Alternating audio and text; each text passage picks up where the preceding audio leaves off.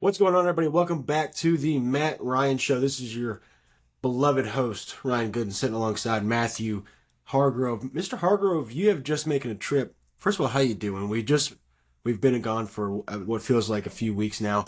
I sound ridiculous. Don't mind me. The entirety of this episode, am a little bit sick. You just got back from Pittsburgh, watching the Steelers game just last night. We're recording this on Monday, the day before the NBA season starts. Talk to me about your trip. How did it go? Obviously, you saw a big win. Yeah, it was awesome. My dad was going to make sure that I was a Steelers fan growing up. So we've always, as you know, we've always talked about. I even got the gear on. Of Had course. to make sure you get some Rep, merchandise. repping everybody today. I mean, I Yeah, can't tell. well, my hair was kind of all over the place from the drive, so I saw the first tat.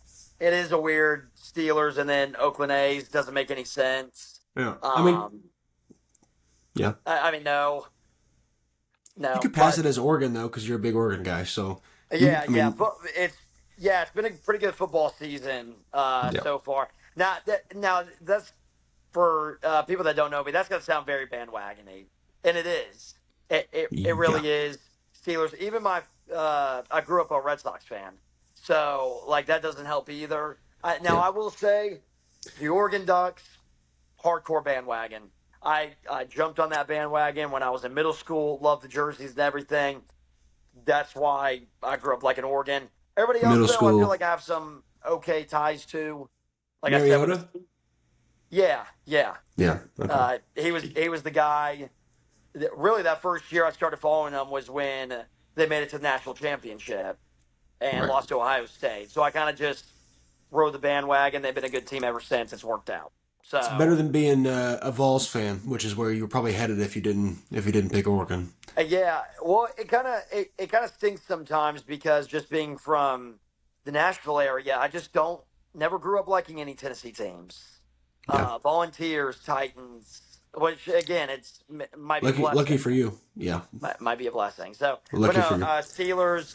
Dad was going to make sure I grew up a Steelers fan. We've always wanted to do this trip, and we said when we do go, we want to go to a big primetime game. Obviously, this opened up. We did think about going to Cowboys, Mm. which was 2 weeks earlier than the game last night. There was almost $1,000 ticket price difference between the two games. So Jesus. we easily were like, let's do the Jets game instead, which, Hindsight's 2020 because there was an hour and a half delay with the Cowboys Steelers game, so automatically off to a horrible start on a Sunday night, and and they lost on a and then last they second lost. touchdown. Yeah, So this one was a lot more fun. And not gonna lie, Jets were kind of rolling, and then Russ threw a 4 yard, uh, threw it into the ground, yeah. and I just put my hands on my head, and I was like, oh my gosh, this is not happening. But then, Mike Tomlin's face said it all on that throw. Did yeah, you well, see? I'm sure You he was probably didn't get to panicking watch. too because it was his decision. Well, the broadcast. I don't. You weren't obviously watching it, but the broadcast just panned straight to his face, and he just had like a twitch in his eye. You could see it. It was almost like it Like, was what have I done? like I mean, yeah. well, we were sitting pretty high up, and you knew that Steeler fans were going to be a little restless. So, Mm. Jets went up 15-6, and then we went 3-and-out or something like that. I'm pretty sure, and then that's when Those boos you came. you started hearing the fields. Yeah. And but I knew I've watched Tomlin for too long. He's not someone that when things are going bad, when he has a plan, he's going to stick to it. So the field chants were happening, but I was telling myself it doesn't matter how bad Russ is playing. He's gonna finish this game. Real quick, I know we're 5 minutes in, but did you agree with the Fields benching or Russ starting? I know I Russ won the job at camp. I know he's been hurt, but it's also like he's been available for 2.5 2 weeks now, and he hasn't been playing. And now all of a sudden you make the change when you're 4-2. It didn't quite make sense to me why he made the change. I didn't know if you heard anything why he did, or no, well, no, my insiders didn't give me anything. yeah, okay, Um, no, as a fan, um, Fields is playing good. I wouldn't say he was playing elite, but he was playing good. Definitely better than any quarterback that they've had post Big Ben. Mm-hmm. And Not, my, not my saying much. well, my mindset easy. My mindset has always been with the Fields and Wilson situation is I am totally okay with us playing Russell Wilson if we're confident he can go and win us a Super Bowl. And I don't think a lot of people have that mindset. Now, the way things happened last night, I mean, if we're scoring 37 points every night like that, then who knows? I mean, I might like to have Russell Wilson, but it always seems like people have been like, "Oh, Russ is done." So I've always been of the mindset, well, if we know that Russ is not going to get us to a Super Bowl, like we 100% know he's not going to do that, why would we not try out Justin Fields and see? Because both of those guys are going to be free agents. So, Mm-hmm. so here's the thing: we play Justin Fields for the entire year. We need to find out if he's the dude, and if we don't, we let him walk. We can sign Russell Wilson back to another 1 year deal, and then draft a QB. But I've always been of the mindset we need to find out what we have in Justin Fields. But again, if we can get that play consistently out of Russell Wilson last night, because he was throwing some pretty nice deep balls. Something that I loved that the Steelers have not done since Big Ben is when we get down in the goal line, we don't do the one-on-one to a wide receiver just back corner of the end zone. We never do that play. Haven't done A it since fade. Big Ben, and we did it a couple of times with Pickens last night, and it worked. You know why? Well, one is because Justin Fields, he has no touch. Everything is a straight line drive with Justin. It's kind of the issue with him in the red zone. If he's not running the ball, it's kind of hard for him to have any touch or loft on the football. Which is why Russ is so good, because he did have that. And Russ just knows, feed George Pickens the damn ball. Throw it Yeah, up. If you're gonna, it's gonna cost you an interception here and there, but let him go make a play. And he did that 3 or 4 times last night, to where it was just George Pickens going to make a play. Obviously, a wide receiver for the Steelers got to be a diva. It's going to be a staple throughout. It's turnover every single. it just yeah. But I mean, there's a reason that they are, is because they're good at the game of football. They can play it Yeah, well. yeah. Um, But no, I mean, again, like if we're putting up 30 points a game, yeah, if I know that with Russell Wilson, yeah. Um, again, Justin Fields, and the thing is too is like uh, I don't know what the future's gonna have, but or what's gonna happen in the future, but I'm sure if we lose Russell Wilson after this year, another team signs into a 1 year deal or better. I'm sure we can still get Fields back. I But would assume one of them's coming back. At yeah, least one of them. I highly doubt that we're gonna have both of them. Right. Highly doubt that. Now, obviously, it's a riskier thing with Wilson because even if Wilson say the Steelers do make like the AFC Championship game, Wilson is still 36 years old. Yeah. So, but what my thinking is, you sign Wilson to a 2 year deal, you draft a QB, let Wilson play, and then when it's time, you file in the next guy. So I think they have a pretty nice plan, and it definitely helps with Wilson playing well. It's one game. It's one game. But if he comes out slinging it against the Giants, then It'd be hard not to. yeah, They're you're pretty exactly right. ass. But no, it Um, was fun.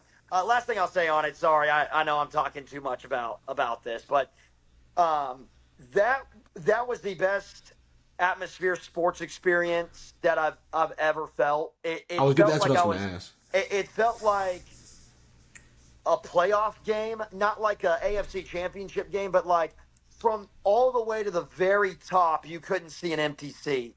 And then the best part about it was it felt like a college atmosphere. Yes, Get your terrible towels every out. every single dang person had a terrible towel.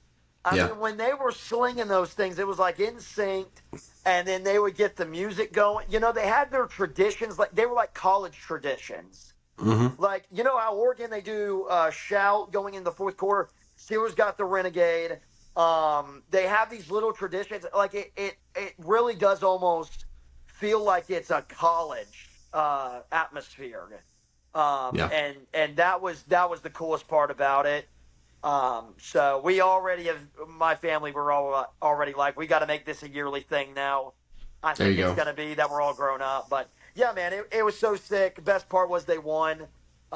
Coolest part is you walk in, they have the Super Bowl trophies right there when you walk in glass Oh, that's cases. cool. So, but man, everybody's into it. Like the fan base from the very first seat to the last, everybody they bleed for that team, which is it's the best part. I mean, all those great friends. I'm Cowboys fans, Eagles fan. You're Eagles. I'm sure you go to an Eagles fan, and those Eagles fans. I mean, I'm sure the crowds there are unbelievable. But They are um, a lot more fights, but yeah, they're really yeah, really cool to be in. yeah. So I do sorry. love the I NFL. know I was talking about it. It was a great trip. It was a great trip. But No, now that's good. we got basketball. NBA's We around the do. corner. It's kind We of got some crazy. hoops. Today has been a very busy day for the NBA. Obviously, NBA opening season as of recording is tomorrow. As of release, will be tonight. Um, two games off the bat.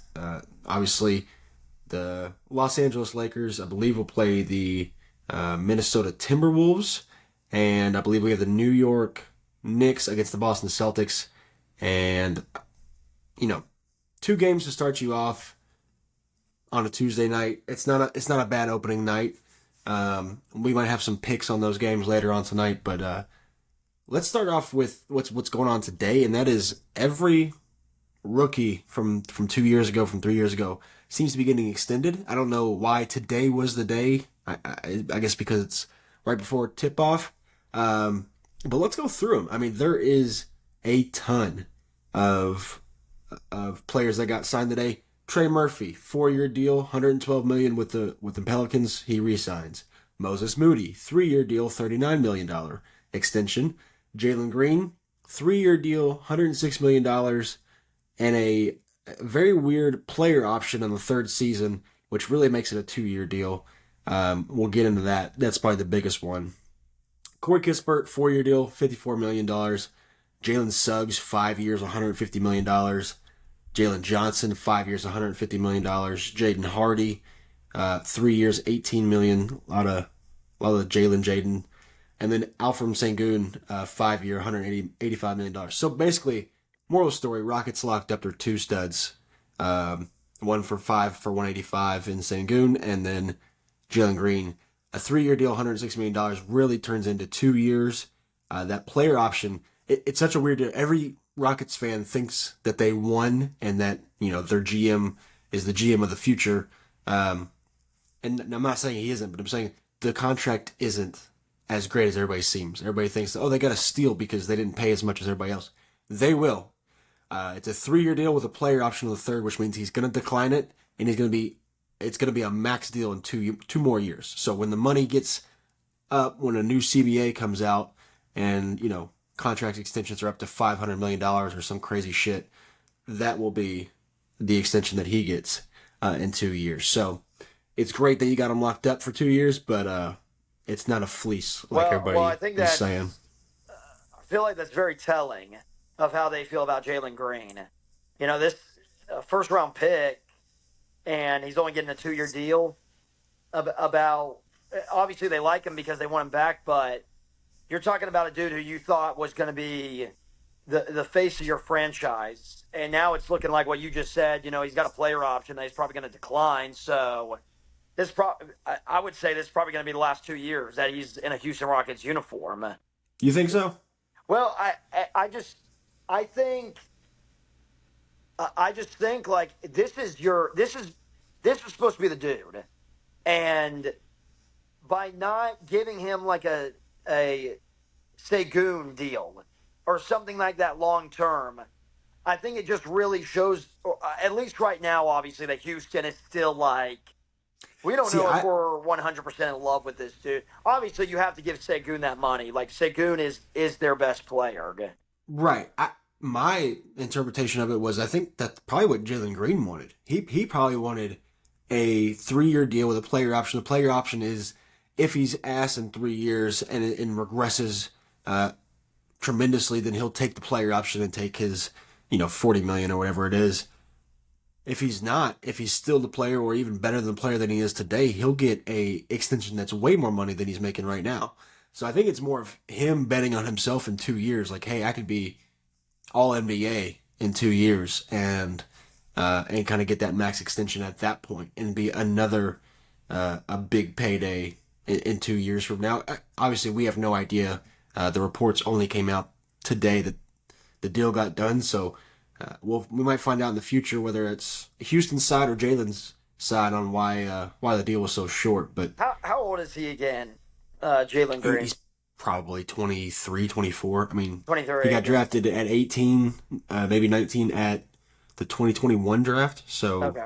Well, yeah. the tough part too is, and I totally get when players they bet on themselves and he wants that 2 year deal, but also too, if you wanted to get like a cheaper 4 year deal, um, which if he's not playing well, then he'll definitely take that player option.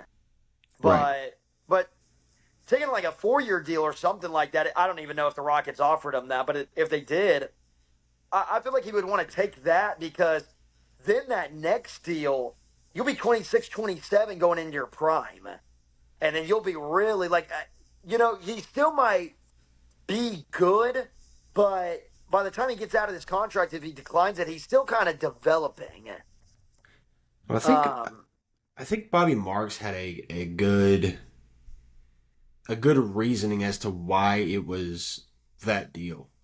Um, because there was a few people that didn't get deal. Like Jonathan Kaminga didn't extend on a deal today. I know Aaron Gordon was trying to get a deal done today. Not maybe Aaron Gordon, but the Nuggets with Aaron Gordon were trying to get something done today. Didn't. Um, Let me see here well, though, because well, a lot of the deals coming just the day before is, you know, uh, probably these teams and these players they don't want to have contract talks during the season. Is is is probably what it is, and it's probably a little bit of the player having some leverage. Is you better offer me something that I like before the season, or yeah, I'm because I'm not doing contract talks at the beginning of the year. Now, something I feel like everybody talks about, especially when you watch like ESPN or Fox or something like that, when they're talking about these contracts, is a player will say that they're not going to worry about a contract in the middle of a season if the team comes to their agent and they come with a good deal. The agent they're going to go to the yeah. player. So they can say all they want, but I feel like that's just a way of maybe leveraging it to their side. And that's probably why you're seeing just a ton of contracts being signed right now. It could be. So here's what Bobby Marks said on the Green contract, and we'll get into what we're actually going to get into today. Um, Obviously, he said the extension is unprecedented for multiple reasons. He got a player option in year 3. Teams don't do that anymore. The last time a rookie extension had a player option with a salary of $30 million was Luka and Trey Young. So you're talking about two guys that were the top of their draft class. Um, just a few years ago. And then the second one is he has the ability to extend his contract starting in October of 2026. So 2 years from basically today, he can start negotiating his new contract. And what he said was Green would be eligible to sign a 4 year, $227 million plus extension 2 years from now. So, Wow. you're talking about 60, let's call it 70 million in 2 years, and then you get a chance to go for 227 2 years right after that. So I think that's the mindset of Jalen Green is give me the player option. Let me show you that I'm the all NBA type player that I can be these next 2 years. Hey, And then tip of the cap. it's Tip of the risky. cap. Jalen Green. There's, you obviously see the talent. I believe we have talked about him. We talked about the Rockets we did a deep dive into your You know I Houston love the Rockets. Rockets. I know I love it. we did that like towards the beginning of doing this podcast, but uh, Jalen Green, he's definitely had his ups and downs. Mm. The athleticism potential is there. Field goal percentage is not been there, so he's still trying to improve the shot. But 4 years and 227 million. Just thinking about that right now for Jalen Green. Again, he still has a lot of development, but tip of the cap to him if he's able to bet on himself and turn into that kind of player because that is serious money. Oh yeah. I mean, It's all what is that? fake to That's got to me. be that's over 50 million per year. I mean, that is superstar money. And no disrespect to Jalen Green, but he hasn't even been. There hasn't even been a season, unless I'm just forgetting one. There hasn't even been a season where you could realistically be like, well, we could add Jalen Green to the All Star roster. We You're could, right. You're well and to because be his to be throwing around that kind of money, yeah. that's You see it all the time. I mean, you got NBA role players, and no offense to like Jalen Suggs or Jalen Johnson. Some of these guys, I love Jalen Suggs and Jalen Johnson. I love both of their games. They're two separate players, but both of them getting 5 years, $150 million. Like that just shows you how none of this is real. The money is not real. I I Nothing love the matters anymore. I love the way like we're trying to be as respectful as possible. We're like, I love Jalen Green's great basketball player, but good God, he has not been good. But I mean, like, well, let's be clear. Jalen Green's best year was his second year. He averaged 22 points, shooting 42% from the field, 33 from three, with that's just 4 rebounds, 4 assists. So he's, you know, 20, 22, 4 and 4, shooting 42 and 33 that's from just three. not it's not good. It's not Over 50 227. million a year. Yeah, it's not You got to 227. be the best player on a championship team. Well, I mean, with the way the money moves, you really don't anymore. I I mean, guess. I mean, pretty soon you have to be that player to get 65. Like that's going to be the new. What's going to happen when the norm is 1 year, $100 million? It's not too far well, away. I've tried to get used to it in baseball Oh, because don't give me baseball bullshit. well, No salary cap. Shohei signed for 700 million. So Yeah. Well, he's eh, getting paid eh, nothing this year, so they're on the books for free. they're yeah, you're right. So, but no, that Um, is wild. Jalen Suggs, interesting about that contract is obviously they love him. they do, and they should. 5 year deal. Yeah, he's good in Orlando. I like them. Uh, Sneaky team. A little bit of a teaser Ooh. of what we might be getting into today. But Are you Orlando saying we might Magic, have a callback later in the Orlando Magic episode? are they a finals team? I'm not going that far. No. Anyway, let's get into what we're here for, and that is the NBA. I shouldn't say the NBA. ESPN, the dog shit organization that they are, ran out their best, I don't know, 7 dudes to give us the top 100 players in the NBA, and we're going to tell you how shit those guys are at ranking players, and give you some reasoning why. Some of it will just be because I believe that they are better. I mean, that's all you need. And the other reasons we'll give maybe some stats. Probably not though. Let me get it off the top of my head. The first thing that I saw, it was when I first logged on. This happened we're probably a week behind on this now, but uh, they started off with 100 through 51, and then they did 50 through 11, Yeah. and then they released the top 10 not too long ago. We'll start from the top, we'll work our way down. First thing I noticed, Herb Jones at 97 is criminal. You're telling me there's 96 players better than Herb Jones? I know Herb Jones is not a superstar, but as far as the best player in his role, I think Herb Jones is one of the top 5 role players without question. Listen, I know there's 32 teams. That's 32 players that have number 1s and number 2s. So that's 64 players right there that you could put ahead of Herb Jones. After that, a whole lot of 3s. I wouldn't be taking over Herb Jones as my role player. So Well, I think 97. especially when you have like some of the highlights from the 50 to 100 list. Clay Thompson at 71. Yeah, Love Clegg. Love Clegg. deep But in my you got to heart. ask I'm gonna yourself have a. who I'm I'm gonna have a go into his jersey of him. closet. Clay Thompson is Ryan Gooden's guy. There'll be a jersey Uh, of him hung up behind me in less than a week. Like that, yes. he is my guy. He's not a top 100 player anymore. I don't know about top 100, but uh, He's just you not. got to ask the question: would you rather have Herb Jones or Clay Thompson right now? Herb Jones. Here's the And, thing. Herb Jones shooting. Let me look it up before I throw some outlandish statement out there. and also too, like Austin Reeves. They have Austin Reeves at 72, 73. Yeah, And Austin Reeves is good, but Herb Jones, what he listen to brings to this. the table, I was right. Okay, I hate being right. Anyway, Herb Jones, who is a defensive menace, absolutely is.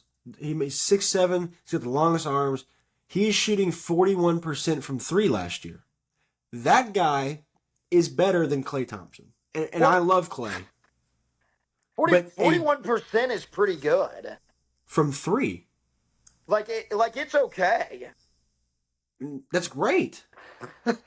Klay Thompson shot 37 last year, and I know Klay's getting more volume shots. He's getting heavily contested shots, but he's not playing defense like he used to. And Herb Jones is playing way better defense than Klay ever did. And of course, I love Klay, so I'm not throwing shade, but I just think Herb Jones at 97 is a bit criminal. Um, I also think Nas Reed is too low. I think Nas Reed being at what was he 87? I think it was. Let me double check. Yeah, Nas Reed's at 87. Right below him at 86 is Jaime Jaquez. I love Jaime Jaquez. He's a good player. Is he better than Nas Reed? Absolutely not. If you scroll down, you've got Lou Dort, C.J. McCollum, Marcus Smart, Mitchell Robinson was higher than Nas Reed. I don't know if you've seen Mitchell Robinson play in the last year and a half. That's right, you haven't, because he hasn't. The best ability, availability. If you're not playing, you can't be ranked in the top 100. I Well, don't give a shit who you are. it's tough with Mitchell Robinson because he did go. There's always been a lot of hype around him. He went to one of the best basketball schools in the country, Go Tops. Western Kentucky University. So Didn't play a game there. it does have that going. It is tough to rank a player though when he hasn't He played. hasn't played. When he Yeah. has, Yeah. That's a tough way to rank somebody when they that's a go. brutal one. That's a brutal one. But does it have to do a little bit with just the big market bias? You think? I don't think so. I mean, there's 7 dudes that are ranking that. You're telling me all 7 of them had combined Mitchell Robinson above Nas Reed? I get Nas Reed is a 6 man. He's coming off the bench. But for a lot of teams, he'd be starting as their center. Well, that's the If thing you is put, if you put, before Cat got there, if you put Nas Reed and switched him, or put Nas Reed on the New York Knicks, do you think he starts over Mitchell Robinson? Yes. Well, I think the better question is last 5 minutes of a playoff game, and you Not have even Mitchell close. Robinson and Nas Reed Yeah, not because even close. because they're not exactly the same positions, but if Yeah, you have you're right. another power forward in there, still Nas Reed can guard. He did pretty good on Jokic in the Western Conference Finals guarding him. Yeah, I mean So he's technically a I would have center. all the confidence in the world. Yeah, that is weird. I don't know why. Like I would love to ask them that question. So you would rather have Mitchell Robinson in a playoff game to finish it than Nas Reed? I mean, And, there's no and way. There, I like Mitchell Robinson. I mean, Tibbs loves him. I mean, he's an offensive rebounding guru. Like he loves Mitchell Robinson mainly because of the effort and he's high flying center. But again, I mean, you've got a guy that hasn't played a game in what feels like forever at 82. I mean, you're telling me that the 18 guys that were below him on the list that played the last 2 seasons aren't better than him. I just can't. I can't get behind that. But that's just me. Was there any on that top 100 or 100 to 50 that just a stuck out to you? bias one. Porter Jr. at 86. I figured you I think would. it's what it was. He dropped Yeah, down after he's last year. listen. I, he is one of the weirdest players Mm, I think in the NBA because every year with Michael Porter Jr. it is the same. The yeah. year starts, you talk about, man, this guy has the potential. But you always talk about potential, potential, potential. It's the same player every year. And he's 26 years old now, and I'm starting to think like this is just who he is. He's He is just going to 26. be an elite, and by elite, I mean he's going to be one of the best spot up shooters in the NBA. He's going to be lengthy. He's going to play okay defense, but when there's a great offensive player on him, his defense has improved. When there's a lead offensive player on him, he's gonna get he's gonna get sauced up. And the most frustrating thing about Michael Porter Jr. is he is bigger and stronger than a lot of the guys guarding him. But all he wants to do is stay in that 3-point line. Like, I have never actually seen Michael Porter Jr. call for the ball at the elbow, post up, give him a little one of these, little jab. Here, let me stand up so I can show you. Little right here, little jab, Uh, and take him and put his shoulder into the defender and take him to the rack. you're just describing Carmelo Anthony. Oh, was I? Yeah, did you not notice up here when I did this? I want to see you with your back against the Yeah, defender. You right little here. right here. We'll fit him I out. could say when he gets the rebounds, but I don't They're want both. I to. mean, they're similar players as far as defensively. They're both pretty ass. They couldn't stop a water from the faucet, even if they turned the sink off. I don't think. Here's what. That's not even an expression. I don't know where that came from. A guy who shot 40% from three with 17 points and 7 rebounds is probably not the 86th best player. I agree with that. Um, I just think, to be honest with you, he is not. People talk about the big three for Denver. It is not Michael Porter Jr. It is it's Aaron Aaron Gordon. Gordon. Aaron Gordon Yeah. means more to that team than Michael Porter Jr. Porter definitely the fourth best player. Again, he's like nice spot up shooter and Third best scorer. gives you some Yeah. size. You know, his rebounding, he actually is a nice rebounder. 7 boards a game. Yeah, nice little rebounder. But every year, I keep waiting for him to take that next step where, like, Trust me, you where and me this is both. well, this is crazy to say, but like, he cannot just go and take over a game because his one-on-one scoring is not good enough. It Yeah. just isn't, and that's the unfortunate part because of how good of a shooter he is and his size and all the potential. Well, you know how much I loved MPJ Oh yeah, since high school, and obviously he's roughly the same age as us, about a year older. I loved him in high school. Obviously, the back injury kind of messed everything up for a few years there. Even when he got drafted at 14, I was like, Hargrove, if he's anything like he was in high school, you're gonna love him. And then reports came out that in camp he was destroying guys. Like they were talking about, he could be the best player on this team if he, the potential is there. yeah, That's all you've been hearing, yeah. and Um, that was 4 years ago. So Yeah, that's the thing is like people are still like, well, let him develop, and I'm like, it's 26. it's starting to get there. You Yeah, know, he's about to hit his it's prime. starting to get. I believe if he looks like the same player this year, he'll never change. This will just be the player who he is, which I is, think I mean, totally fine. But that's what I was about to say. I think part of the problem is they paid him like a superstar too early, and what happened is now he's got this the expectations are so high for him that yeah, him as a player now is not I mean, 17 points on 40% from three was 7 boards. I'll take that out of most players that are oh yeah, 6'10". shooting 40%. Yeah. from three, really. Yeah. There are some games where if he's wide open, Oh, it's going in. You know, even his contested ones. I mean, he's one of those yes, guys. He reminds me of Malik Monk a lot, where if his first shot goes in, you're like, oh shit, this could yes. be a That great game. you make a great point. You can tell how the night is going to go because The first he'll shot. have some first quarters. He'll hit his first three threes, and you are seriously like I'll be watching the game and I'm like he might drop 50, 40 points tonight. Yeah. But and the frustrating part is like you could tell in the playoff games. If he does not get off to a great start because he is such a field shooter, he is Mm-hmm. not somebody that is just going to turn it on in the fourth quarter. It has Right. got to be from start to finish. Like he in the Lakers series that first round he was dominant, but that Timberwolves series there was way too many games where I saw those missed shots in the first quarter and I was like, okay, it's gonna have to be a Murray Jokic night because you're not gonna get help. Yeah. But sorry, Um.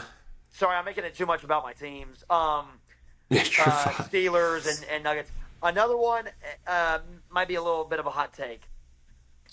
Chris Paul will be. I'm not Yeah. sure where he ranked last year in assists. Was he top five in assists or something like that or anything? I actually don't know. I know he was. I know he's on this list. He's 99th, and last year he was 76th. Um. But as far as I think he averaged. He finished with a career low in points at 9.2, assists at 6.8, and steals at 1.2. I'm So forgetting he where did he averaged. play. Where did he play last year? Last year he played at the Where am I? Warriors, so he was hurt for a lot of the Warriors. That's year. right. That's right. Bounce back season for Mm. Chris Paul. Yeah, I think he'll be solid. Popovich playing. I mean, Popovich has got to love him. Oh my gosh, I totally forgot when I do the thumbs up. Sorry to get off track. What's the thing that we did with the balloons? Was I that have no not? idea. Was it this? I think it was peace. Maybe it was. Oh There you my go. gosh, there we go. We found that out that if I do this, I then did that in editing. balloons That's all pop up. post. I did that Yeah, in that's post. all. That's all, Ryan. That's the cinematography and everything. It's amazing. No, but Chris Um, Paul. Here's what's gonna happen: is he's gonna start and finish every game. He might not play a lot of the middle, like the unless it's the start or the end of quarters, because those are important. A lot more than people think. Like the end of the third quarter, and maybe he plays, the end of the fourth as well. yeah. I just, you know, I think him having Wimbyama will be he'll go back up to 10 assists a game, like easily. Oh yeah. Yes. He will The make the pick everybody and else. roll. The pick and roll. There was just one highlight that I saw with Chris Mm, Paul and Vic. It was a pick and roll, and it. Oh my gosh, it was so beautiful, and I think Chris Paul will have a little bit of a. And can we talk about LeBron James? Obviously, LeBron playing 40 years old is insane. mm. Chris Paul. Yeah, he's I mean, 39. he is not a bad player. Maybe It's he's not like 40. I don't know. he's a starting point guard in the NBA, and he's going to be 37, 38, He and he is still. I mean, he's starting. He's starting he's for an he's NBA team. he's 39. Yeah. 39. So yeah, So he's and people forget it, but he was drafted after LeBron because he stayed a few years at Wake. But I mean, he's had a long. I mean, he was there when the original Charlotte Hornets. Was it Charlotte at that point? no, it was New Orleans. New New Orleans. Orleans Hornets. Yeah, I always get those mixed up because it went. Yeah, so he was with New Orleans Hornets. Yeah. Obviously, a big trade to the Lakers that got denied. Then he goes to the Clippers. He has a great 5-year run or 6-year run with LA, the Lob City squad, which was very Yeah. fun to watch. And then the Houston days. I mean, he's been very close his entire career. Not saying that this is going for a championship, but he's at the point of his career now where it's you're the vet that can still play a decent amount of minutes, but you're going to be on restrictions and you're going to be able to help these young dudes develop. I mean, Victor Wembanyama, we've talked about it before. We talked about it when they drafted Stephon Castle. Those two players are going to get so much experience just from Chris Paul. It's going to help their careers tremendously. So I think it's fun to watch the Spurs Yeah. I the think, next few years. yeah. It's gonna be great. But those are my, I guess, two main gripes that I saw. Well, Again, maybe the Clay Thompson one at 71. I've got one more Okay. in that top from 151. Cade Cunningham um, Oh is yeah, at 67. Listen, I know he plays for a bad team, but a guy who averages 22 points, 7.5 assists. Obviously, he didn't play that many games. He only played 62 games last year. Uh, they had the worst record in the league, 14-68. He may not translate to winning basketball by himself, but he's got literal dog shit players on his squad. He has no help. There is nobody that can help him there. And they didn't draft anybody this year that can help him. I mean, Ron Holland is a guy who is a prospect who it will take a few years. I mean, he's a defensive menace now, but there's no there's no help. I mean, who's the second best player on his team? Is it Jaden Ivey? I mean, is that who we're going with? He hasn't shown much progress this year. I feel like he's underrated. He doesn't get enough love. I mean, you've got guys like Draymond, Malik Monk, Emmanuel quickly above him, KCP, Josh Hart, Desmond Bain. I think out of those guys, which one would you think could ever make an All Star team? I think it's easily Cade Cunningham. I think he was yeah, underrated. Not saying he needs to be top 50, but he needs to be a lot closer to 50 than he is to 75. yeah. Honestly, I don't. Great argument. Great argument. I like that you brought that up because Cade Cunningham's your guy. I know he is. Um, I think nobody well, gives him I know respect. you just think that he's gonna be like legit when he gets into his prime. Well, it's So, just like if you're asking me, because I've got three guys right here: Darius Garland, Kobe White, Alex Caruso, Desmond Bain, Josh Hart. Those are five guards. Emmanuel quickly, six guards. I would take Kay Cunningham over all five, six of them. what's the only difference? Winning teams. Yeah. Yeah. So, but you know what? That's whoever made this list their fault. For this list is not supposed to be about winning and losing. Yeah. So, Last one, Derek Lively, way too high. Way too high. He's at 56. One spot yeah. below Well, him is Jaron Jackson Jr. I think he got some brownie points for just the work that he put in to the finals, and Derek Lively is love his energy, love Mm. his energy, and if he Mm-hmm. plays like that, he'll be around for a long time. He'll be up and down, great rebound. Luca, Luca is why he's at 55.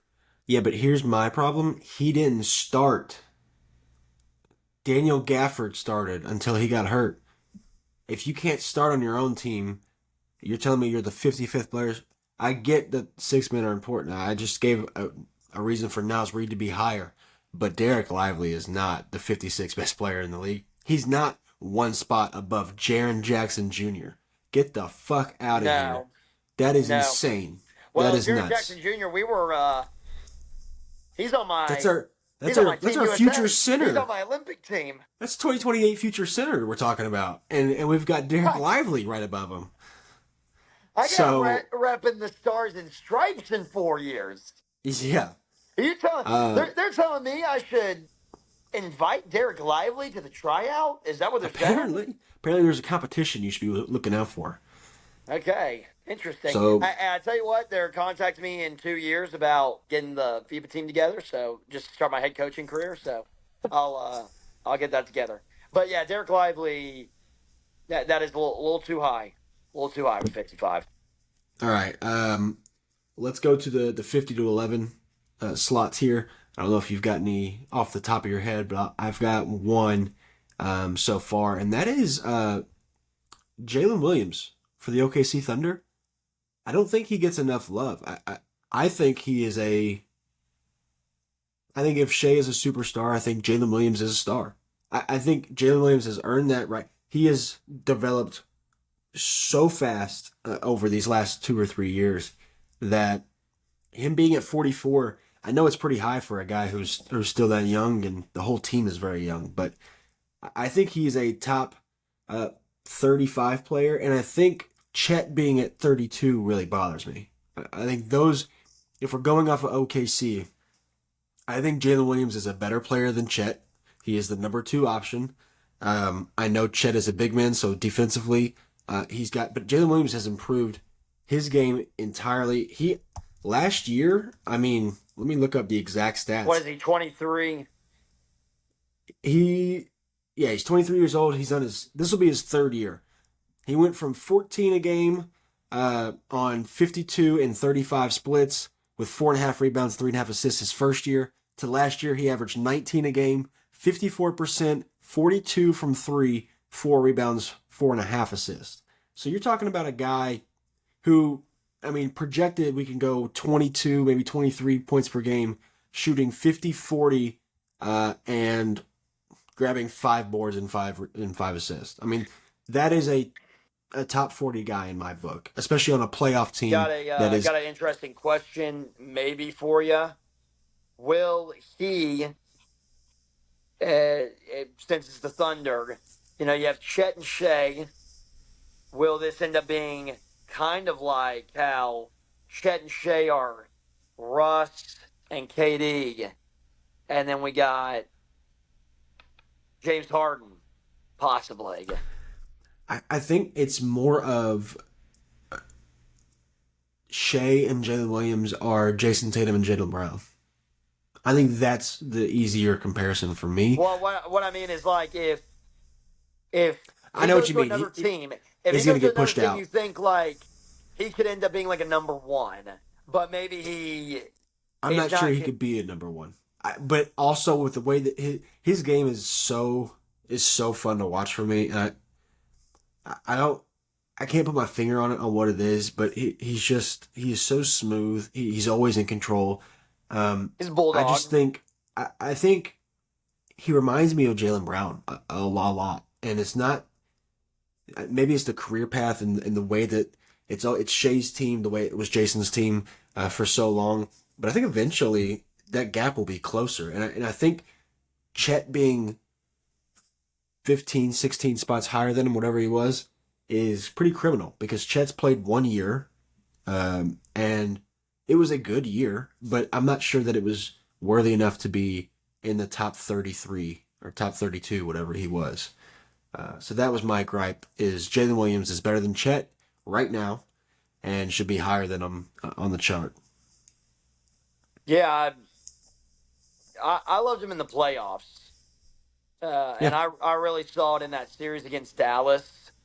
I mean, there were times they were going to him for a pretty important shot. So well, listen to this. Thunder are going to be fun to watch.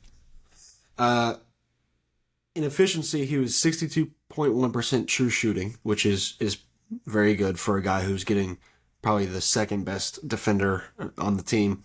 And he scored 82 points, shooting 68.3% in clutch situations, the best field goal percentage among the league's top 55 clutch scorers.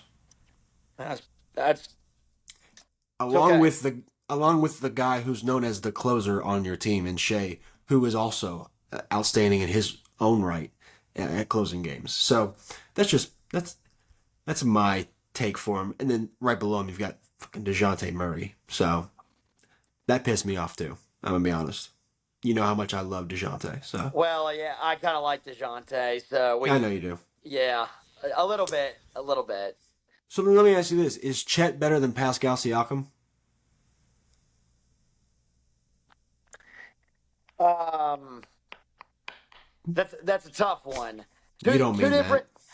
two different positions. Not not really. Okay, fine. Is Chet's a forward? He's not a center. Chet's better. Okay. Is Chet better than Laurie Markkinen? No, he is not. Well, I'm just trying to think if you replace Laurie Markkinen on that Thunder team right now. No, no, Because would Chet's the better. Jazz be better with Chet than they are with Laurie?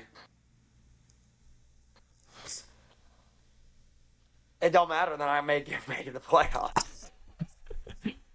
Fine. Rudy Gobert's at I like me 34. some Pac-12 Arizona Laurie Markkinen.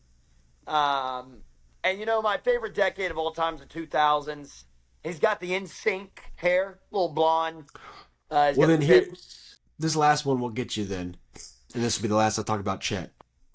Chet's at 32. Do you know who's at number 31? Who's that? Jamal Murray. Do you think Chet is in the same realm as Jamal Murray? No. Okay. Excuse me. Maybe the same realm. Jamal Murray's a better player. Okay. Okay. I don't care. I didn't. I like Chet. I like Chet. You are baiting me. No. I like Chet. I just don't think. I mean, we're in year 2. I don't think we're there yet. I think they're projecting on what he could be, but I don't think we are at the spot right now. I'm just not today, taking. Monday, October 24th, year of our Lord 2024. I don't think we are at the point where Chet Holmgren is the 32nd best player in the league. I just don't think I have the right. I don't You have don't? the right. I don't have the right to sit up here and say Chet Holmgren is better than somebody who second best player on an NBA Finals team and nearly averaged a triple double. Nearly did. That's how good he was playing, and he hit some big shots. I just Chet, no great regular season player, but until I see him, and that's not a knock on him because It's obviously he's not. still. Being a top 50 player in your second year is a great Oh, feat. I mean, it's phenomenal, but Murray's in his prime now. Like, yeah, we're talking about guys that have. I mean, we're talking about Drew Holiday is 4 spots behind Chet Holmgren. I mean, what are we doing? I mean, I know they're. Olympic player. I know, but we are. I know it's different positions, but we're getting into some Speaking of again the Nuggets to the KCP thing, yeah. a little fishy on that one. I would like to see him without Jokic. I'd like to see what the numbers look like before That's because fair. obviously ESPN loves them, ranks them pretty Yeah. high. Yeah, and he's going. Where's he at now? Is he in Orlando. Orlando? He might get some good looks there, with Paulo and Franz being the main ball handlers. I want to just see it first. I mean, love KCP. I don't I mind just it. want to see it first. All right, the last. Do you have any? I mean, Zion being Nonsense. 27. No, for the most part, all good. Okay. We'll get into this top 10 then. Let me see here. We've got at number 10, Anthony Edwards. Number 9. Can I rule myself an Anthony Edwards hater? Am I allowed to do that? Am I allowed to pick a player and? On this podcast, I don't know if you're allowed to do that. Well, I just You feel can. like if we're gonna do like podcast, everybody, they feel like This is everybody's your- gonna be. Well, this is everybody your- when they listen to podcasts, they're like, "Oh, this guy definitely hates him." This guy. I don't like Anthony Edwards. I don't. It's nothing against him. It's just like a fan. It's a fan hate. He's probably Because he whooped your ass in the playoffs. That's why you hate him. yeah. But Yeah, nothing wrong with but that. that's my I have the I used right to hate. I used to as hate a James fan, Harden, hate him. and we would beat James Harden. I just still hated him. Well, that's the thing. If we get on here and I say something about Anthony Edwards that isn't entirely true, and people Yeah. are wondering like, why would he say that? Now you know why. It's out. It's Yeah. out in the open. It's out in the open. My hate has still not disdain for James Harden. He's ranked 41 on this list, by the way. That's way too high. Yeah. But I didn't have time for him, so. Well, it was just it was making me mad because it was a great playoff run last year, but I'm having to see that and then him getting compared to Michael Jordan. Yeah. Well, I just couldn't take it. I'm like, we got to make headlines, babes. Got to make headlines. Anthony I Edwards guess at 10. let's go ahead. Kevin Durant at 9. Joel Embiid at 8. LeBron at 7. Steph at 6. Tatum, Shea, Giannis, Luka, Jokic. So Jokic being the best player in the NBA. I don't think anybody's really disagreeing with that. Luka being second. I mean, the top three, four even are fine with me. If you want to throw Tatum, Luca's unbelievable. yeah. If you want to throw Tatum at five in front of Steph and LeBron for regular season, I'll get behind it. He's got to show up in a postseason for me. Uh, you know, to be in a top five because without Jalen Brown, Do you think Shea, if you replace him with Tatum, Celtics still win the finals last year? yes, Yeah. yeah, different position, but yeah, I mean, if you've, yeah, I think so Um. because Jalen Brown was that good. Like Yeah. Jalen Brown was that good to where it didn't really matter who the second player was because and I know Jason Tatum is still a number one. He's probably 1B now Yeah. to Jalen Brown, but Now you didn't say Jalen Brown that top 10, correct? I'm pretty sure. I did not. Jalen Brown is actually let me see.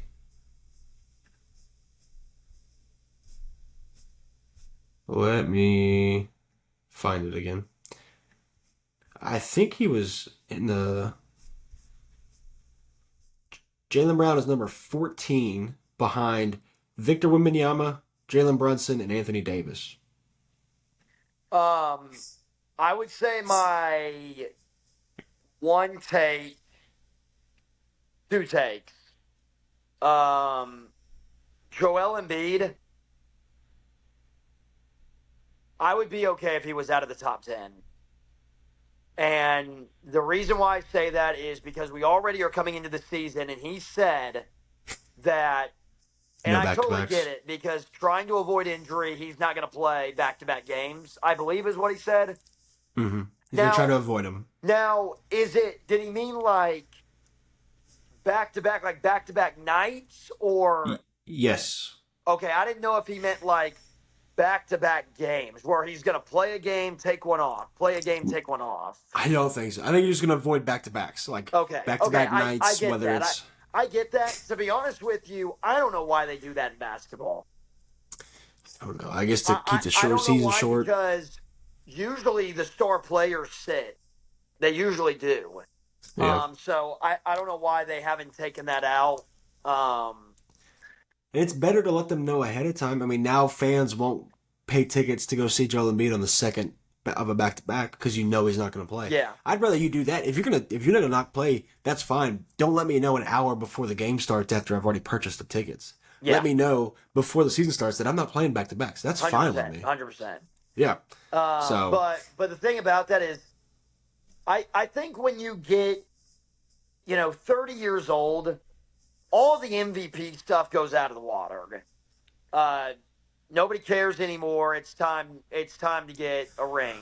right. And for Joel Embiid, last year, still couldn't do it. They had a good chance. They did. They had a Mm-hmm. tough series with New York. Still couldn't do it. So we need to stop acting like this dude. I mean, top 10 in the league. We're talking about dudes that were like, this guy I know, conference finals. He's going to get there. And I don't know if you can just have that conversation about Embiid right now. Awesome player in the regular season. He's so talented. It's such a shame that he just hasn't been able to put it all together. And the injuries, I know. I know they hurt, the injuries, but shoulda, coulda, woulda. You know. Yeah. The other one is Kevin Durant. When are we gonna have a serious conversation about Kevin Durant? I think you're about to. No, let's be real. Is he relevant right now? I think here's what I think. I think if there was no Olympics this year, he would not be in the top 10. But and here's the problem is he didn't even play that much or that well in the Olympics. It was just because his name was always thrown in with Steph and LeBron on that Olympic team because they're the oldest three. And so there's still that, well, they're the three best players still that are this old, blah, blah, blah. He just gets grouped into that. And is he still an amazing player? Yes.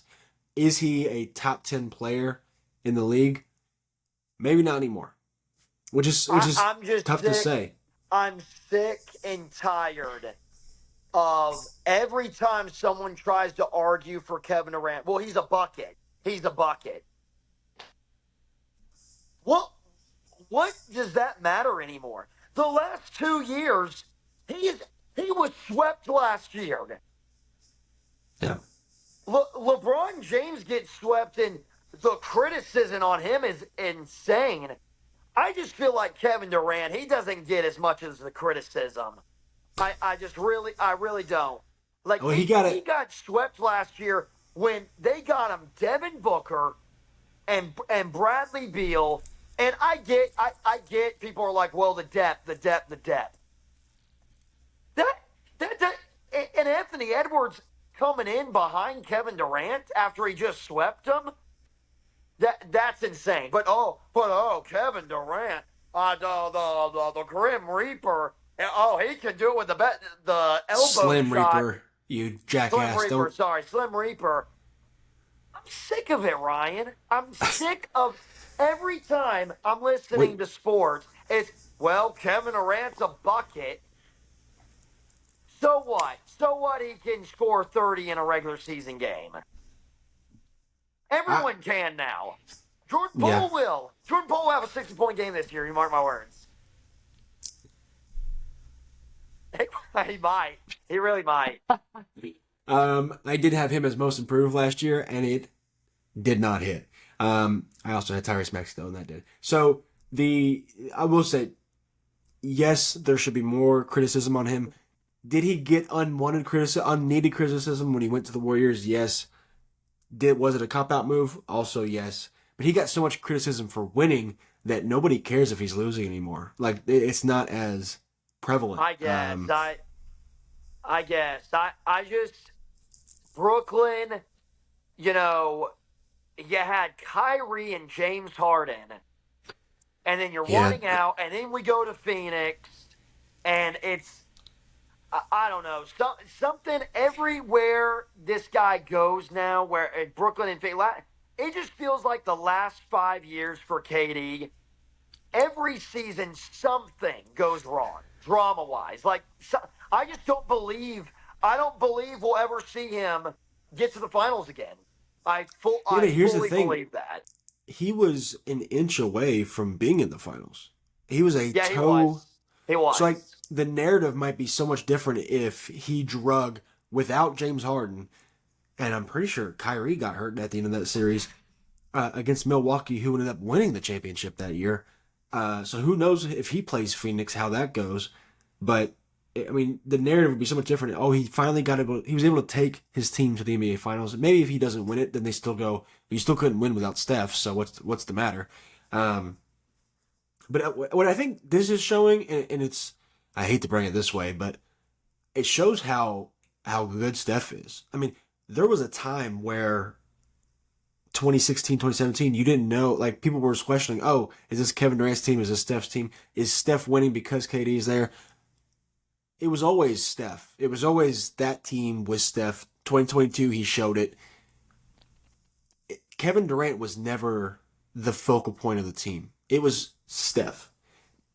Kevin Durant was a lovely piece. A number two is fantastic if you're Kevin Durant, but he clearly has shown that he can get you to the finals one time in his younger days. But uh, now the tables have turned. He's 35 years old. I don't think he can do it anymore. He's got Devin Booker, who has been to a finals without him.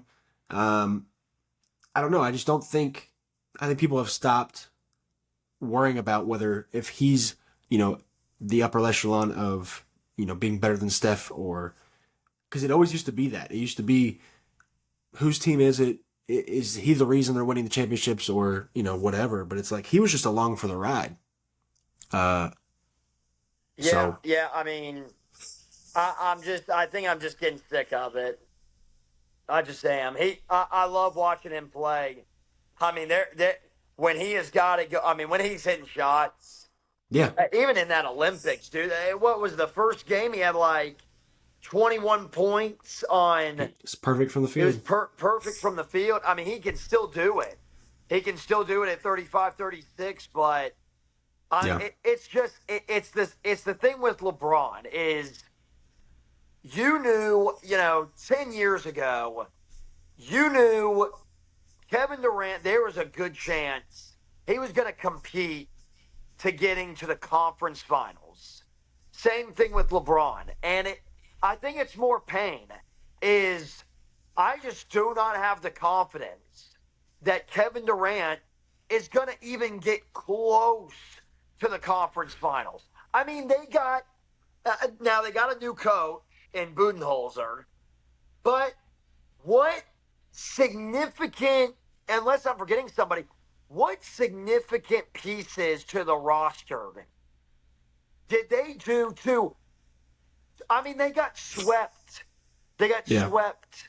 So I agree. I don't know. I mean, if he gets out first round this year, we got to have. I mean, we got to start having some serious talks about if KD can be a number one. I don't believe he can right now. I don't believe he is a number one. And I guess that means Devin Booker's just going to have to. If Kevin Durant's my best player, I don't think I can win. I don't know if I mean, take any team.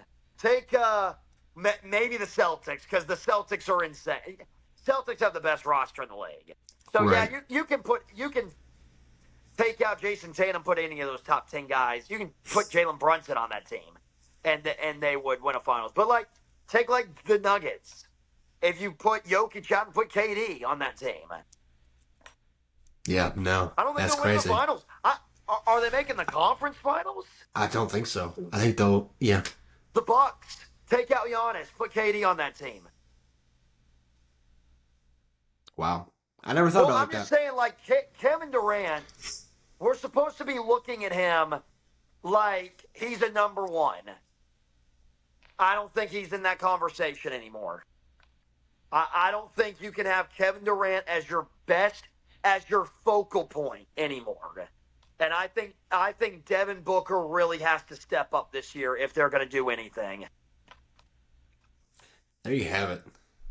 There, What a I mean, day. listen, it pains me. It really does. Well, not enough, clearly. I But know. Clearly, I wouldn't have said it. shout out to Victor, by the way, getting the number 11 spot. I don't think we really mentioned it, but Yeah. second year, Shout out to and the he's kid. a top 10 player. This kid's going to Hey, be unbelievable. I don't know if you've been NBA Central. Yeah. They almost got me. They did a tweet about Victor. I don't know if you saw it, but that Twitter account's awesome. But they posted Victor Wembanyama when asked about how it feels living in America, and he said, I did and see it this. said, France is awesome. All we do is walk around and eat croissants. While in America, it's all about fast food, cars, and girls who will only look at you if you're making six figures and a 6'6". And my jaw dropped because the logo looked so close to NBA Central, which I Yeah. don't even know how reliable they are. Who So cares anymore? I mean, it's all fake. Nobody cares. It is the that's the thing greatest. now, man. I almost shut off everything because Anybody can have a check mark. Nobody matters. But my jaw dropped because I was like, I cannot believe he said that. Yeah. And then I finally went to the comments and it was like, you just got sent told or whatever. And I was like, okay. Any headline I've got to like physically check to go see if I've got snoop, especially the crazy ones, because some shit does come out and you're like, I can't believe he said that and it's real. Like Najee Harris last night on a press conference. But Yes. then you don't know Yeah. if it's. Then you have to look at it and see like, is this dubbed or not? Because there's no way he would actually say that. But he did. All right. Yeah.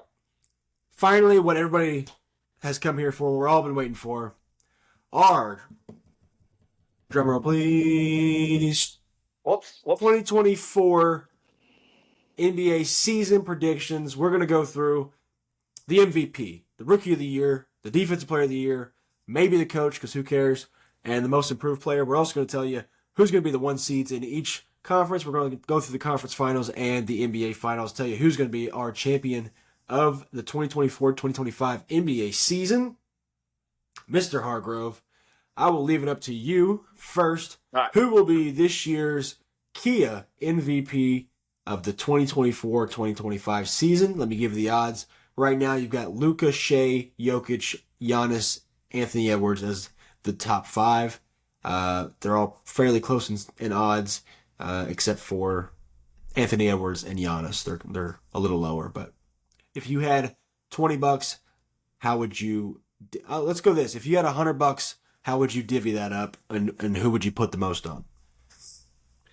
Oh man, if I had $100, because I have somebody in mind, that's a Okay. fun pick. But I don't know if I was given $100. Well, we're gonna do this, so you better pick out who you want. If I was given $100, I would do Shea. He had a ton of momentum last year, and I think I don't care how well Jokic plays this year. I think there is no way they let him win MVP. Luka will be right there, but Shea, people love Shea. Yeah. And a lot of people are going to be watching the Thunder. There's a good chance they'll get number one in the West. Yeah. And that has a lot to do with it. It should. It depends. It depends. Who's your fun one? I want to know that. Jason Tatum. Oh, okay. And the reason why is I love the Celtics this year. Mm-hmm. They have a roster that I think they got a chip on their shoulder. They play in a city that is sports crazy. Everyone hates the Celtics. And Jason Tatum, I just believe he's pissed off about the whole Olympics thing. I think he still feels disrespected. And the reason why I say that is Celtics are going to be right there towards the top of having the best record in the league. So if Jason, he was top 5 last year. He was kind of on the outside looking in. But Jason Tatum, I think, will play with a chip on his shoulder. He'll play angry this year, and I think he'll put up some good numbers where he can get into the conversation. I would like for a sneaky little pick. I don't know if it's sneaky. I mean, NBA almost the Finals MVP. I don't know if that's a dark horse pick, but Jason Tatum. I like Jason Tatum for MVP. Jaylen Brown won Finals MVP, but yeah. Or what I meant was he was in the running. I get it. Had a lot to do. Yeah. Okay. I am going to agree with you. I would put $90 on Shea. I think Luka in the regular season is good, but Shea will have the number 1 seed, I believe. And I don't know. He's gotten better every year. He probably should have won it last year. There's that debate between him and Jokic. I think they'll give him his redemption MVP or whatever. Yeah. It's a season for it. If I had the extra $10 though, Victor Wembanyama at plus 2,000 is just fun. It's a fun bet. Yeah. I mean, $10 to win 200 is a fun bet for a guy who took the league by storm his rookie year, and now he's going to have a point guard who can actually throw in the ball.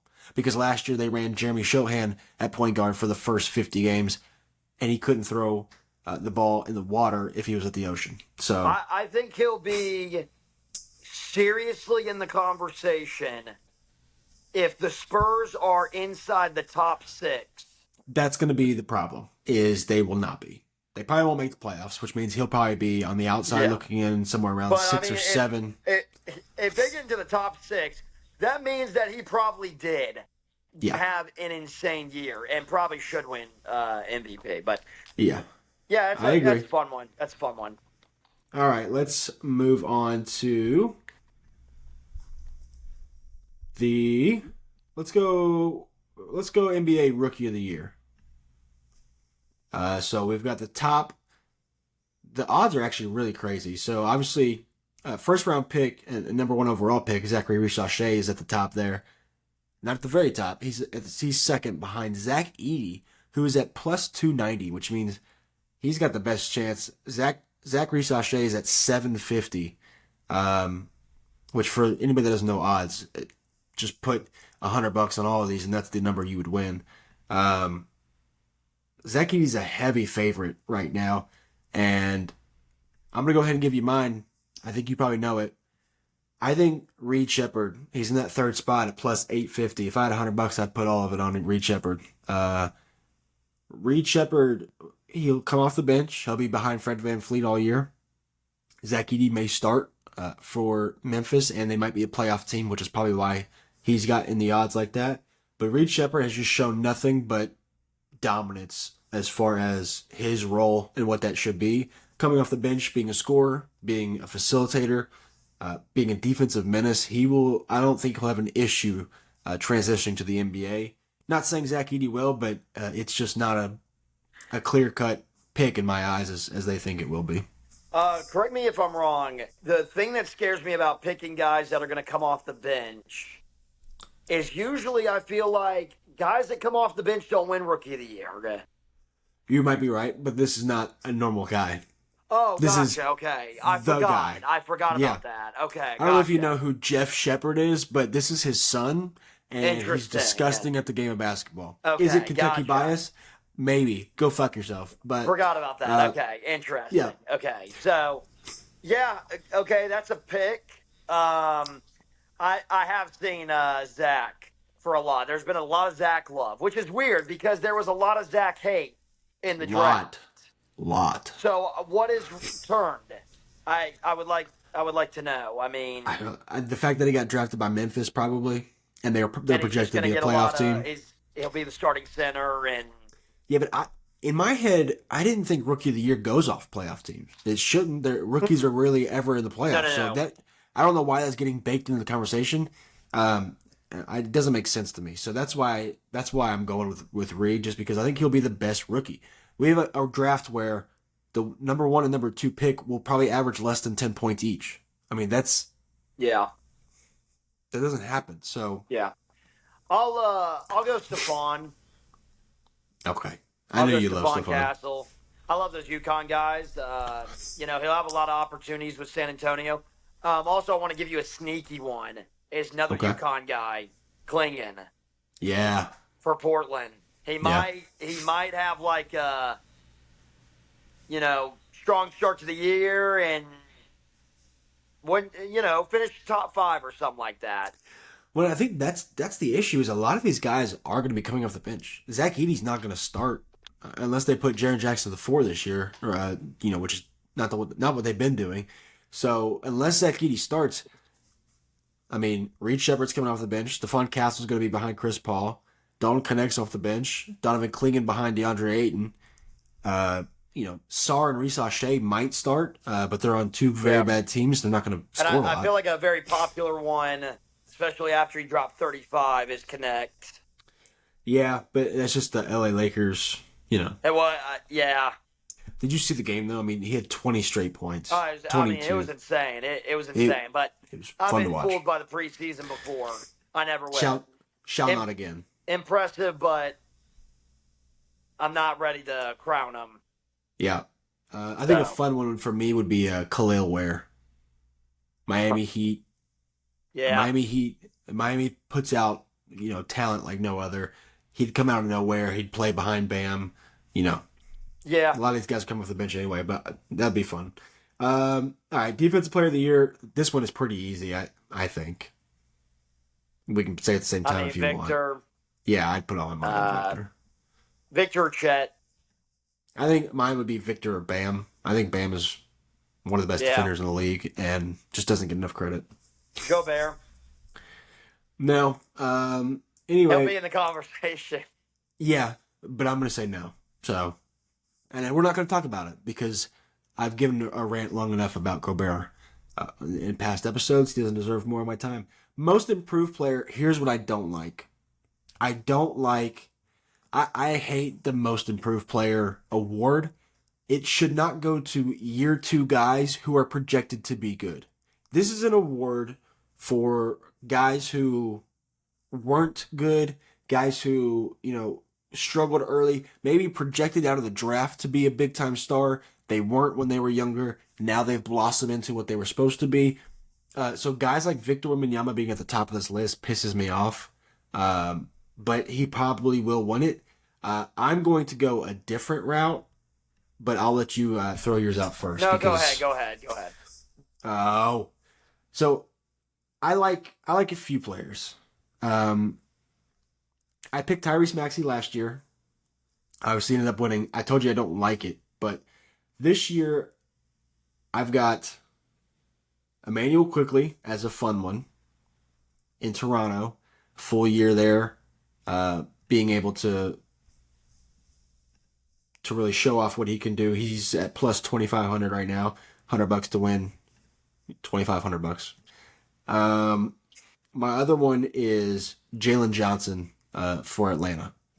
Guy who just got paid, so maybe not as good as a pick now. I did pick this about a week ago, so maybe now that he's got his payday, maybe it's not going to be a great pick, but uh, he would be my other pick for most improved player. I'll go with a fun one, Jalen Green. Okay, gets paid and shows it off. Why? Yeah, I mean, bets on himself, got the new contract. Who knows? Maybe he steps up this year, gets into like a little, not saying he's an all star, but maybe gets into the conversation. Yeah, Third team All NBA, and I would say that's most improved. Uh, Definitely. one that I think is way too low because, like I just told you, how I hate how this award goes. It does go to guys who are in their second year that progress like they should, but take that next jump, and that's Brandon Miller. He's at plus 4,500. I think Brandon Miller could have a breakout year. He was very good in the second half of last season.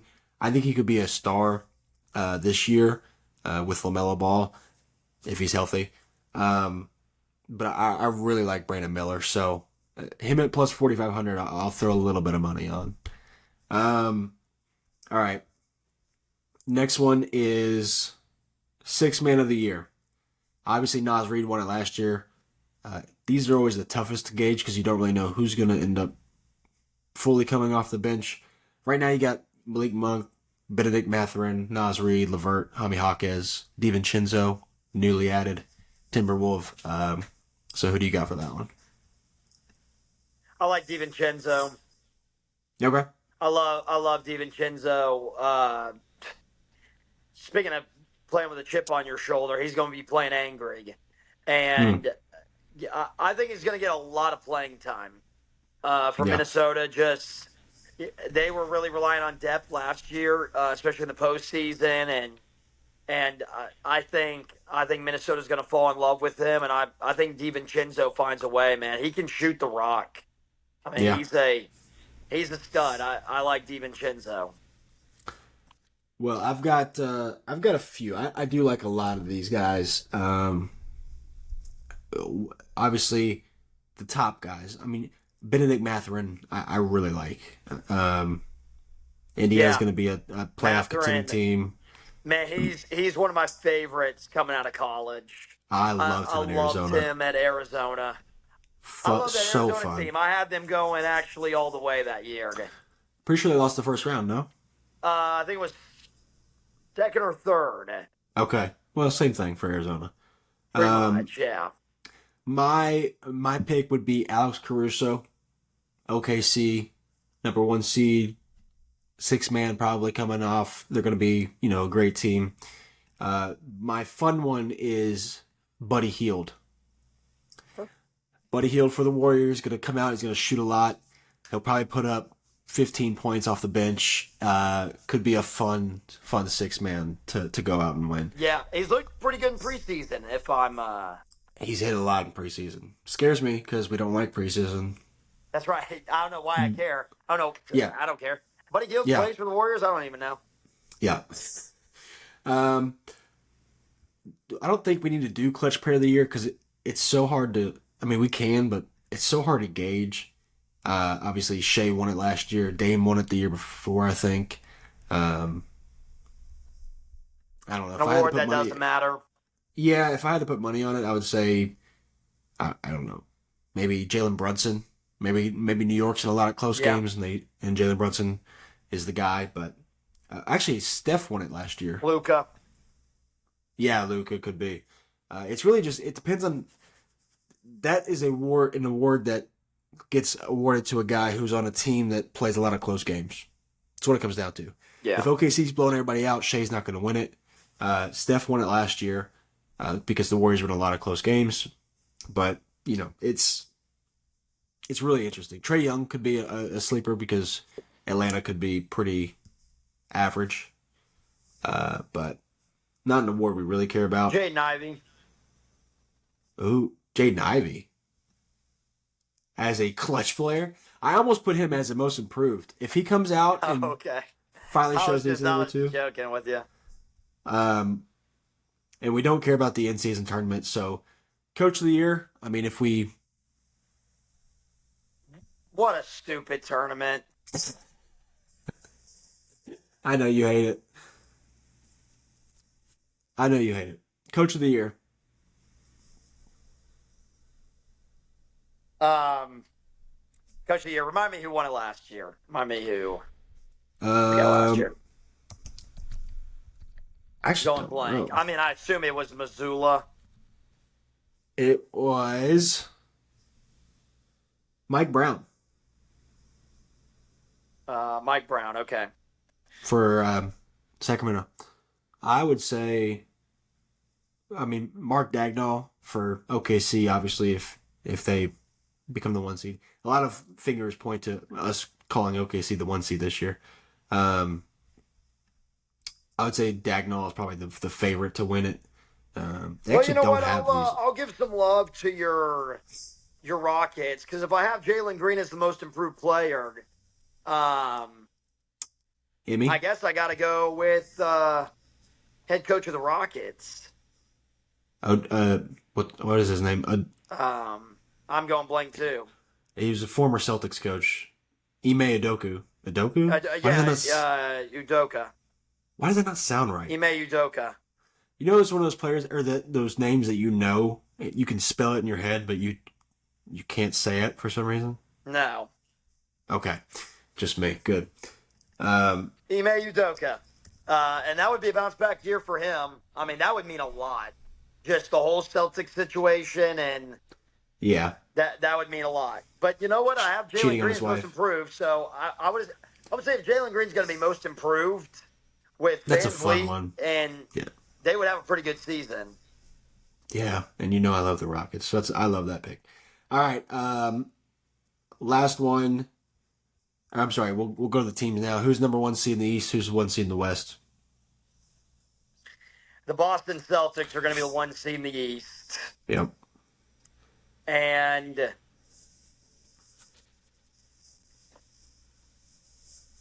I wanted. It's a boring pick, but OKC.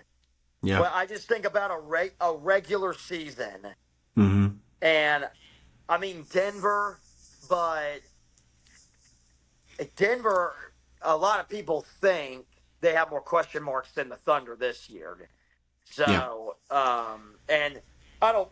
I mean, the Thunder they can win. They can be a 60-win team. They really I can. mean, the Thunder were they number two seed last year or one? They were the one. It was them and Denver tied. I Okay. want to say, but Thunder had the tiebreaker. Okay. Here's the thing: they were the one seed last year, and the Thunder got better. They added the Caruso, added Hartenstein. I don't Yeah. think there's a way that they. I just do not see Phoenix, Minnesota, LA getting up to 55 wins, 57 wins. No, I barely see Denver doing it, to be honest. Yeah, so it's boring. Yeah, and But I think those you're are right the about one Boston seeds. because Missoula will have those. There's no way Missoula's going to let them I love have a that hangover. team. I don't think there's going to be a drop off. I think they'll be ready to go this year. All right, then we'll go sleeper team. Who's your sleeper team to make the playoffs, or be a high seed, or however you want to My rate sleeper them? team is kind of going back and forth, but I think the Sacramento Kings. I think it's time for them, with the talent that they have, to win a playoff series. I can see the Kings getting a 6-7 seed and playing like a Dallas Mavericks and upsetting them. I can see that. I think it's time. They were kind of disappointing last year. I know they had a little bit of injury issues, but De'Aaron Fox is in his prime. Sabonis is in his prime. They just got DeMar DeRozan. They have the coach of the year. I don't love DeMar DeRozan, I know. but to win a playoff series, Yeah, they have a team that if they're in the play-in, if they are in the play-in games, I think that's disappointing. I really do. Well, you know mine. I've been saying it for, I don't know, 2 months now. Houston Wow, for you really me. like the Hornets. Houston for me is the team. Uh, I just don't see them. They're 7 man deep, and they've got the mix between old and young. Fred Van Fleet, Jalen Green, Dylan Brooks. So you've got the guys that do the dirty Sco, work. Who? Sco Ducks. Oh, Skodex, of course. Sangoon, Jabari Smith could have another a big year, stepping up his game, and then you've got Reed Shepard, Cam Whitmore, coming off the bench, Jashawn Tate. I mean, they've got guys uh, for the long haul, and for a regular season, I think that really helps them. If Jalen Green can take that next step, like you bet on earlier, I think they'll be a playoff team. Maybe I'm a year early. Maybe this is next year, but I like them quite a bit, at least their roster. All right, conference finals. Who do you got, and who's making it to the championship? Yeah, conference finals. I mean, I've been talking about it. I think it's Celtics and Knicks. Okay. I think that's what the world wants. I mean, if we can get Boston and New York got Mikal Bridges and Cat. Yeah. I mean that team was they were awesome last year, and they just ran out of gas against Indiana. And I think there's no way if they get into another matchup with Indiana with that roster this year, they're going to lose. I mean, I have a hard time believing anybody's going to beat them. I'd take the Knicks over Milwaukee. So I Hmm. like Boston and New York, and I love Boston too much. So I'm going to go with the Boston Celtics to go back to the finals. But Knicks making the finals, I would not be shocked. I really do Right. think they got a squad this year. On the West side, Yeah.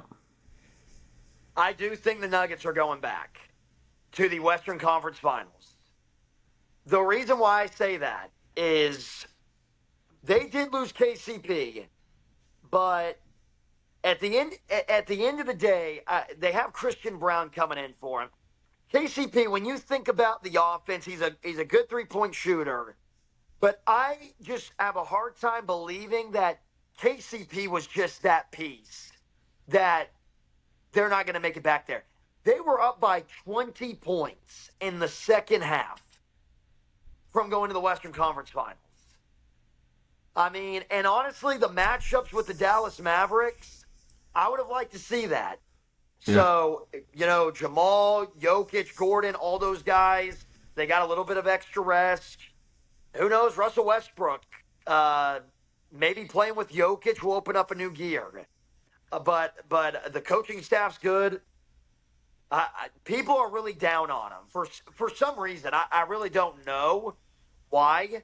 Recency bias. Um, They forget. I mean, it's been a year and a half now. well, I So mean, they have the best player in basketball, and I think this is the fan in me.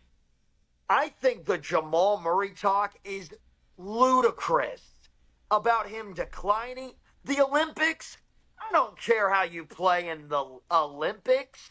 He's been playing basketball all year. I just I don't look as that I don't fall a victim to that. I just don't. I think that's a different system. Jamal Murray, once he gets that pick and roll, and you know what? He wasn't playing awful in the playoffs. He was inconsistent. He yeah, was, and more not playing good than he was. But some of those games against the Timberwolves, they couldn't stop him. I mean, hand in the face, Jamal Murray was hitting. So I like the Nuggets. The other team is a question mark because I don't exactly love the Mavericks. I think the Mavericks just kind of got hot last year. Um, I don't love the Timberwolves. Julius Randle on that team now. You're mixing things up. So who do you look at? The Lakers? I mean, the Lakers could if they get the right matchups. Um, but uh, I guess the Thunder, the Thunder. I don't know why it took me that long to get there, Yeah. But the Thunder just scare me because of their youth. Yeah. They do have playoff experience now, though. They're still young. Yeah. But and the thing is I think if the Nuggets are at the top of their game and the Thunder at the top of their game, I think the Nuggets win. 7 game series, I think or it comes down to whoever gets home field. Now, obviously I just said the Thunder get the number 1 seed. So the Nuggets would have to go into OKC. But I think top of their games, I think Nuggets are better. So I got Celtics and Nuggets and Boston going back to back. Okay. I have obviously Boston, and I have not the Knicks. I've got the Milwaukee Bucks figuring it out this year, and Giannis kind of puts everybody on his back and says, "Follow me, let me take you to the promised land." Chris Middleton's going to be out to the start of the year, so they probably get off to a slow start, maybe. I think Dame finally fits in well this year with Giannis. I think Milwaukee will be a force to be reckoned with again and beat out New York. I will say that Boston does beat Milwaukee in 6 to get to the NBA Finals on that side. I will go exactly the way you went with OKC and Denver because I had the same thought process. People forget about Denver. I had them going back to back last year. They ran into Minnesota, which was a matchup problem, not because they're bad at basketball, not because they had a bad series. It was a matchup problem. If they would have played Dallas on the other side before them, they'd probably get to the Western Conference Finals. It was just whether they ran into Minnesota or not. I don't think they will this year, and I think they're equipped for it if they do. I think OKC will get there as well. They'll have the best record. They remind me of young OKC with young KD, young Russell Westbrook, young James Harden. They've got 3 young players now with supporting cast being the older folk. Lou Dort, Alex Caruso, Hartenstein. They've got guys who, Caruso's been there. I didn't forget about Hartenstein. I forgot to have him. Yeah, so that'll help you with Jokic, and that's why I do think OKC will get to the finals. I think this will be the year that Kevin Durant, Russell Westbrook, James Harden, they got there when they were super young. They were talented. They just didn't know how to win yet. It'll be the same thing with them. Shea, Jalen Williams, Chad Holmgren, they'll get there. They'll get to the finals. It'll be OKC versus Boston. OKC will have home court advantage because they'll win more games in the regular season, but doesn't matter. Boston will win, I think, in 6 against OKC and go back to back. So we're on the same path there, just a little bit different. I guess different path, same result on who wins the NBA championship. We'll look back on this in about 9 months and say you are an idiot. I can't believe you didn't see Dallas making it back to the finals or whatever. But it's all hindsight. Yeah, I just the Dallas thing. I really do just think it was a I case agree with you. of Luka was unbelievable and Role players got hot. and he carried them and the teams they played, they just got the. I mean, they beat the Thunder, but I just have a hard time believing they can go back to back years with a run like that. I agree. Yeah, and I hate to say it because I love Luka. He was unbelievable in the finals, but it's gonna be tough. It's gonna be tough for him. All right. Finally, let's get out of here with some picks. Football. Just football or basketball. We'll start off with the basketball just because that's what we're talking about. New York versus Boston. Who wins in Boston opening night tomorrow night? I'll just go with Boston. They're opening up. They'll have the championship ceremony. That place will be rocking. And then Minnesota beats LA. LA gets off to some slow starts, and LA's had some big nights where I'm pretty sure they had like Kobe Bryant night or something. And I feel like they've had some big nights recently where they just don't show up. They just don't show up, and I feel like Lakers do kind of get off to some slow starts. And it'll all be about Bronny and Braun playing the same night together. They'll be on the court together for a regular season game. But yeah, I'll take the Timberwolves to, early on in the season, it's a coin toss. So I like that. I will take Anthony Davis to hit 2 threes. only because, and I am a sucker because preseason got me. He hit 5 straight threes. I think he's going to be back in the power forward spot like he was in 2020. They'll have the best chance to win. I'm going to say he hits 2 threes tomorrow night. All right, let's do a little bit of football and then we'll get out of here. I know it's been a long episode. Right now, Baltimore's up 17-10 on Tampa Bay. Chargers are up 3-0 on Arizona on our Monday night games. Thursday night is Rams Vikings, but we can pick any other game that you feel confident in. I swear I will have our records by the next episode, so that we can keep track of Are we this. doing the same thing where we just pick a lock and then an upset? A lock and an upset. Okay, well, my lock is going to be Jets over the Patriots. I think You that you love picking 100% against the happens. Patriots. I do not. I still believe the Jets are not. They're not a team that's going to go like 5-12. I just don't. I don't think they're that team. I still think they're going to end the year like 8-9, Yeah. 7-10, 7-10 at the lowest. Which means that they would have to win a game like this. And Right. the last time these two teams played, I want to say it was Thursday night. They already played Hmm. this year. It was a Thursday night game, and that was the best the Jets have looked all year. That was one of Aaron Rodgers' best games. So, I mean, there's a lot of pressure going on right now, and they have to win this game, and they will. Patriots All right. are not in a good spot, even though Drake May has actually looked not bad his Social. He's first two pretty good. games. Jared Mayo coming out, calling the team soft, and then Bill Belichick saying they're not soft and calling out Jared Mayo.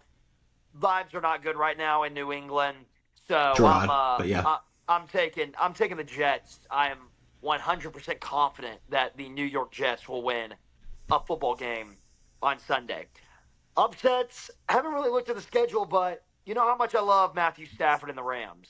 Mm. And that game's at home. That's a must-win game for the Rams. And maybe this loss for the Vikings brings them back to reality for Sam Darnold. Maybe that like midnight for Cinderella. So wouldn't be shocked if Stafford, who it's about time he has a Matthew Stafford game at home where 2-4, you got to win this game.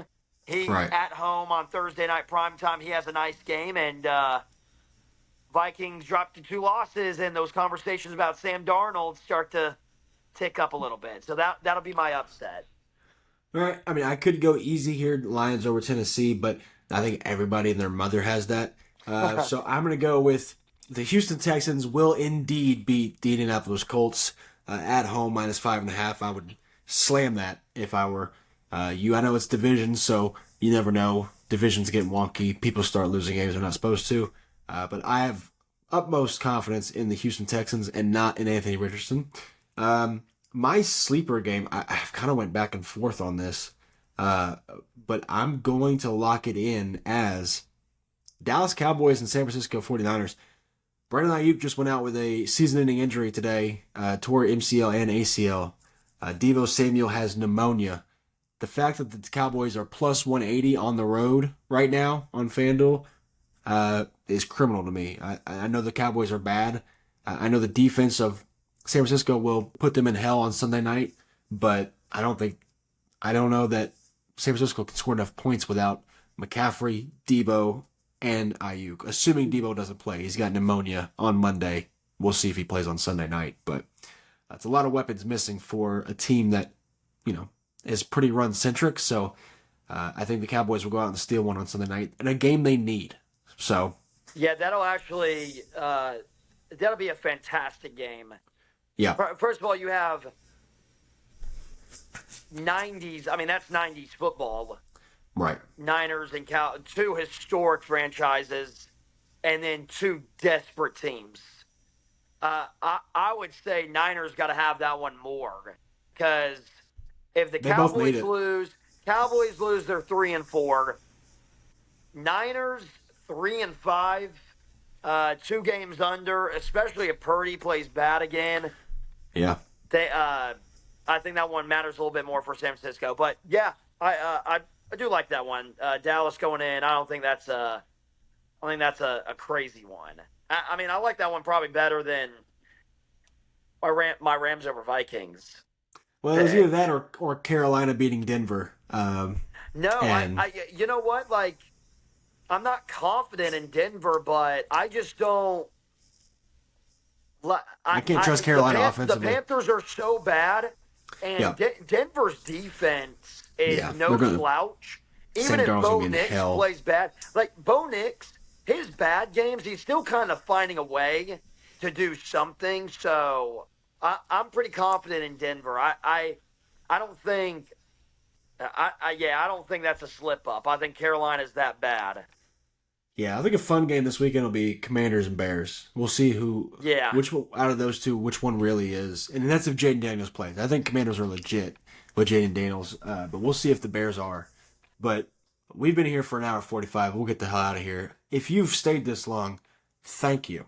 We do appreciate it. Do not come at us when our picks are wrong. I don't want to hear it. Um, We don't will bet ignore money you. on anything we've said today. Because you will lose it. But until next time, until next week, Mr. Hargrove, I'll see you fairly soon. But for the rest of y'all, until next time, peace.